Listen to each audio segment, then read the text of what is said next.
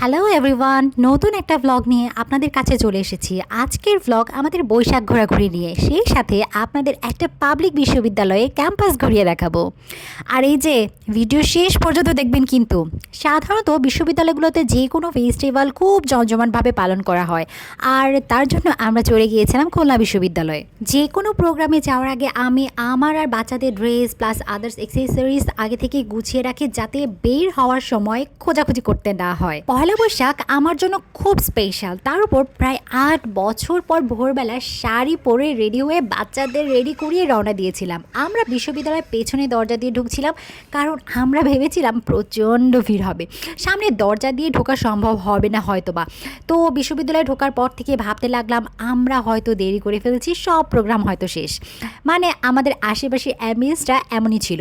প্রথমে কিছুটা মন খারাপ হলেও তারপর ভাবলাম আরে অনুষ্ঠান শেষ হোক বা না হোক, আমরা নতুন একটা জায়গায় এসেছি, সেটা তো ঘুরে দেখি। পেছনে দরজা দিয়ে ঢুকতেই আমরা ছেলেদের কিছু হল দেখতে পেলাম, আর হলগুলোর ঠিক অপোজিটেই বিশাল বড় একটা মাঠ, যেখানে বৈশাখ উপলক্ষে খুব সম্ভবত ডিপার্টমেন্ট ওয়াইজ স্টল সাজানো রয়েছে। তারপর কিছুটা হেঁটে যেতেই তাদের সেন্ট্রাল লাইব্রেরি ছিল। লাইব্রেরির ঠিক পাশেই খুব সম্ভবত চারুকলা বিভাগের কিছু কাজের অংশ রাখা ছিল। চারপাশটা ভীষণই ছিমছাম।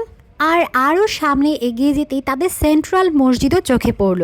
সব থেকে ভালো লাগার একটা ব্যাপার হচ্ছে তাদের একাডেমিক ভবনগুলোর নাম সেই নামকরা ব্যক্তিদের নামে। এই যেমন ধরুন সত্যেন্দ্রনাথ বসু, আচার্য জগদীশচন্দ্র বসু, আচার্য প্রফুল্লচন্দ্র রায়। আর এই যে আমার ছোট পুত্র ফাঁকা জায়গা পেয়ে ইচ্ছে মতো দৌড়াদৌড়ি শুরু করে দিয়েছে, কোনোভাবেই তাকে থামানো যাচ্ছে না।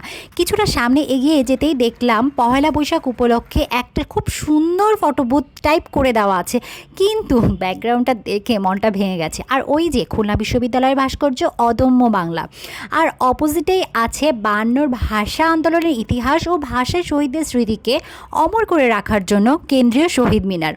এই শহীদ মিনারের আদল আমার কাছে একটু ইউনিক লেগেছে। প্রাকৃতিক পরিবেশ আর ইতিহাস ঐতিহ্যের মেলবন্ধন আমার কাছে বরাবরই পছন্দের। তো ভীষণ গরম লাগছিল, রীতিমতো হাঁসফাঁস করছিলাম, তাই চলে গিয়েছিলাম তাদের সেন্ট্রাল ক্যাফেটেরিয়াতে। তাদের ক্যাফেটেরিয়াটা ভাই আমার এত ভালো লাগছে, চারপাশটা এত অ্যাস্থেটিক একটা ভাইব দিচ্ছিল। আর ক্যাফেটেরিয়ার পাশে বড় একটা পদ্মপুকুর, মনে হচ্ছিল ঝাঁপ দিয়ে কয়েকটা টিউবার নিয়ে পালাই।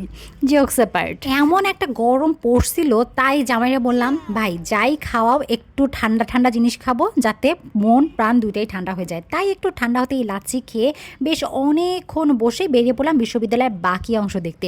এবার আসি খুলনা বিশ্ববিদ্যালয়ের দ্য মোস্ট বিউটিফুল প্লেসে। এত সুন্দর একটা লেক, আমার তো মনে হয় এই লেকের পাড়ে ঘন্টার পর ঘন্টা কাটিয়ে দেওয়া যাবে। শুনেছি এই লেক বিশ্ববিদ্যালয়ের স্টুডেন্টদের কাছে মিনি সুন্দরবন নামে পরিচিত। একমাত্র এই জায়গাটাতে এত গাছ ছিল, দাঁড়িয়ে একটু শান্তি পাচ্ছিলাম। ঘোরাঘুরি শেষে ফিরছিলাম, ঠিক তখনই ঢাক ঢোলের কিছুটা শব্দ পেলাম, মানে স্টুডেন্টরা এখন শোভাযাত্রা বের করছে, আর আমরা ভাবছি প্রোগ্রাম শেষ। আই মিন সিরিয়াসলি, আমি যতদূর দেখেছি বৈশাখের প্রোগ্রাম সব সময় বেশ সকাল থেকে শুরু হয়, কিন্তু এখানে কাঠ ফাটা রোদ মাথায় নিয়ে শুরু হচ্ছে দেখে একটু অবাকই হয়েছিলাম। সে যাকে বিশ্ববিদ্যালয়ের বিভিন্ন ওয়ালে খুব সুন্দর আঁকিবুকি দেখে ফিরছিলাম, তখন মাইকে শুনতে পেলাম কবি কাজী নজরুল ইসলামের আজ সৃষ্টি সুখের উল্লাসে কবিতা বলছে একদল স্টুডেন্ট। আর আমরাও বুঝলাম আসল প্রোগ্রাম হয়তো এখন শুরু হচ্ছে। তবে ততক্ষণে আমাদের সব এনার্জি শেষ।